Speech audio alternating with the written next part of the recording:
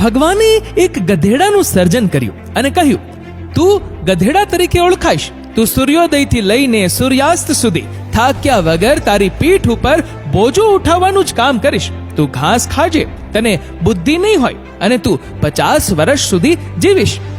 ગધેડો બોલ્યો, હું ગધેડો થયો એ બરાબર છે, પણ પ્રભુ 50 વર્ષનું આયુષ્ય ઘણું બધું કહેવાય. મને 20 વર્ષનું આયુષ્ય આપો ને. ઈશ્વરે એની અરજ મંજૂર કરી. ભગવાને કૂતરાનું સર્જન કર્યું અને કહ્યું, તું કૂતરો કહેવાઈશ. તું મનુષ્યોના ઘરની ચોકીદારી કરીશ. તું મનુષ્યનો પરમ મિત્ર કહેવાઈશ. તું એણે નાખેલા રોટલાના ટુકડા ખાઈશ અને તું 30 વર્ષ જીવીશ. કૂતરાએ કહ્યું, હે પ્રભુ, 30 વર્ષનું આયુષ્ય તો ઘણું કહેવાય. 15 વર્ષ રાખો ને. ભગવાને મંજૂર કર્યું.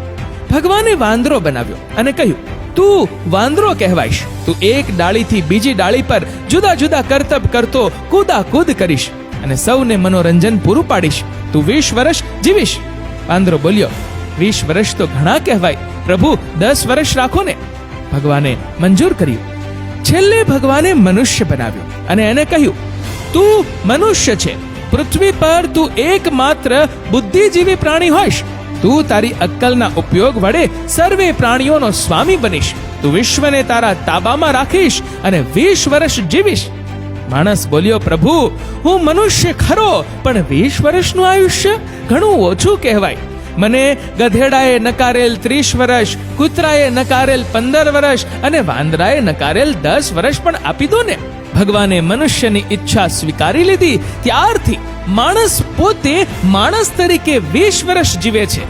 લગ્ન કરીને 30 વર્ષ ગધેડો બનીને જીવે છે. પોતાની પીઠ પર બધો બોજો ઉપાડી સતત કામ કરતો રહે છે. બાળકો મોટા થાય એટલે 15 વર્ષ કૂતરા તરીકે ઘરની કાળજી રાખી જે કંઈ મળે તે ખાઈ લે છે.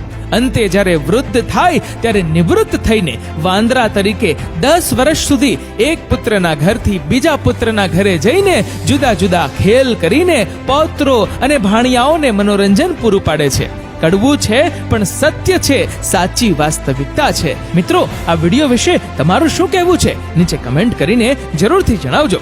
અને મિત્રો, જો વિડીયો ગમ્યો હોય તો વિડીયોને લાઈક કરજો, વધુમાં વધુ લોકો સાથે શેર કરજો અને આવા જ બીજા પ્રેરણાદાયી વિડીયોઝ જોવા માટે સબસ્ક્રાઇબ કરો અમારી ધ ગુજ્જુ મોટિવેશન નામની યુટ્યુબ ચેનલને અને ફેસબુક પર ફોલો કરો અમારા ધ ગુજ્જુ મોટિવેશન નામના પેજને. ધન્યવાદ.